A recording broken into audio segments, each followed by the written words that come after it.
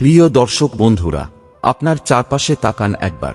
এই যে বিশ্ব, এই যে সমাজ, এই যে মানুষদের মুখের পেছনের মুখ, এই কি সেই সভ্যতা যার স্বপ্ন আমরা দেখেছিলাম?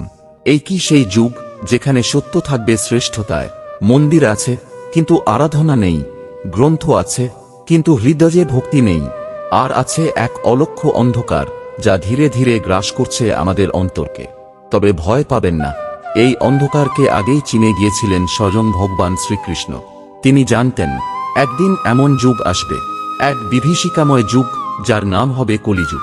আজ আমরা সেই কলিযুগের রহস্য, তার শেষ পরিণতি জানতে চলেছি। আর ভগবান শ্রীকৃষ্ণ আমাদের জন্য কি রেখে গিয়েছেন তা জানব এক অলৌকিক, থমকে যাওয়া সত্য কথার মধ্য দিয়ে। আপনার প্রিয় চ্যানেল রহস্যময় অফিসিয়াল পুরাণ কথাতে আপনাকে স্বাগতম। বন্ধুরা, মহাভারতের যুদ্ধ শেষ, ধর্মরক্ষার দায় শেষ, দ্বারকার রাজসভা নিস্তব্ধ। ভগবান কৃষ্ণ তখন প্রস্থান করছেন এই পৃথিবী থেকে। ঠিক তখন অদৃশ্য এক ছায়া ঢুকে পড়ে এই পৃথিবীতে। সে ধুলোয় ঢাকা, দৃষ্টির অগোচর, অথচ সর্বত্র উপস্থিত। সেই কলিযুগ। বন্ধুরা, পুরাণ বলে যেখানে শ্রীকৃষ্ণ নেই সেখানে কলির প্রবেশ হয়। এটাই সেই মুহূর্ত যেখানে ধর্ম কেঁপে উঠেছিল, যেখানে সত্য ধীরে ধীরে হারিয়ে যেতে শুরু করেছিল। ভগবান শ্রীকৃষ্ণ ভবিষ্য পুরাণে বলেছিলেন, কলিযুগে মানুষ থাকবে কিন্তু মনুষ্যত্ব হারাবে, কথা থাকবে কিন্তু সত্য থাকবে না, ভক্তি থাকবে কিন্তু স্বার্থে ভরা। এই যুগে বয়সে ছোট কিন্তু অহংকারে আকাশ ছোঁয়া। সন্তান পিতা মাতার উপরে অত্যাচার করবে, মানুষ ধর্মের নামে ব্যবসা করবে, প্রেমে থাকবে প্রতারণা, আর নারীত্ব হারাবে তার সতীত্ব। মানুষ খুঁজবে ঈশ্বরকে মন্দিরে, কিন্তু তাকে খুঁজবে না নিজের অন্তরে। শ্রীমদ্ভাগবত পুরাণ 12 অধ্যায়ে বলা হয়েছে, ধর্ম থাকবে এক পায়ে দাঁড়িয়ে, মিথ্যা হবে মানুষের অলংকার, গরিব হবে অপরাধী, আর ধনী হবে দেবতা। পৃথিবী ক্রমেই দেবে যাবে, রাজনীতিতে থাকবে ক্ষমতার লালসা, সন্তানেরা পিতার সম্পত্তির জন্য হত্যা করবে পিতা মাতাকে। স্ত্রী পুরুষের মধ্যে ভালোবাসা নয়, থাকবে শুধু চাওয়া পাওয়া। একই সমাজ নাকি শ্রীকৃষ্ণ বর্ণিত কলিযুগের বাস্তব রূপ? বন্ধুরা, ভগবান কৃষ্ণ স্পষ্ট করে বলেছিলেন, কলিযুগে আমি মূর্তির আকারে আসব না, আমি থাকব নামের মধ্যে। যে নাম জপ করে সেই আমায় পায়। এই যুগে কেবল একটি পথ, নামস্মরণ। যখন পিতামাতা কাঁদবেন সন্তানদের অবহেলায়, মানুষ পশুর মতো আচরণ করবে, বৃষ্টি হবে না, ফসল ফলবে না, মানুষের হৃদয়ে থাকবে শুধু শূন্যতা।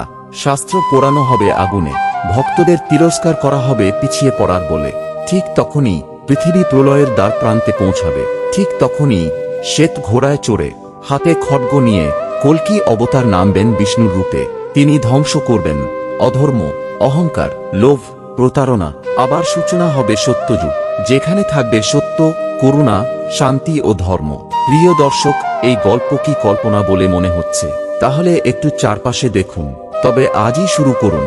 প্রতিদিন ভগবানের নাম নেয়া শুরু করো, মা বাবাকে প্রণাম করো, ভক্তি করো, ভণ্ডগুরুদের থেকে দূরে থাকো, ধর্মের আসল অর্থ বোঝার চেষ্টা করো। বন্ধুরা, কলিযুগ আপনাকে দেবে লোভ, আর কৃষ্ণ দেবেন মুক্তি। আপনার পছন্দ কোনটা? কমেন্টে অবশ্যই জানাবেন। প্রিয় ভাই ও বোনেরা, আজ আমরা শুনলাম সেই কলিযুগের কথা, যা কেবল বইয়ের পাতায় নয়, আমাদের জীবনের প্রতিটি ধাপে লুকিয়ে আছে। তবে মনে রাখবেন, এই যুগে আপনি যদি সত্য ও ভক্তির পথ আঁকড়ে ধরেন, তবে কলিও আপনাকে স্পর্শ করতে পারবে না। তাই আজ এই মুহূর্তে আপনি যদি অনুভব করেন আমি কৃষ্ণের, তাহলে কমেন্টে লিখে ফেলুন, জয় শ্রীকৃষ্ণ। কলিযুগেও আমি কৃষ্ণ ভক্ত হব। এই ভিডিওটি শেয়ার করুন প্রিয়জনদের সঙ্গে, আর চ্যানেলটি সাবস্ক্রাইব করুন। ভগবানের নাম ছড়িয়ে দিন। জয় হোক সত্যের, জয় হোক কৃষ্ণ নামের, জয় হোক আপনাদের জীবনে আধ্যাত্মিক জাগরণের। বন্ধুরা, আজকের ভিডিওটা এতটুকুই। দেখা হবে নতুন কোনো এক ভিডিও নিয়ে। ততক্ষণ সবাই ভালো থাকবে, সুস্থ থাকবে। রহস্যময় অফিসিয়াল পুরাণ কথা সবার জন্য এই কামনাই করে।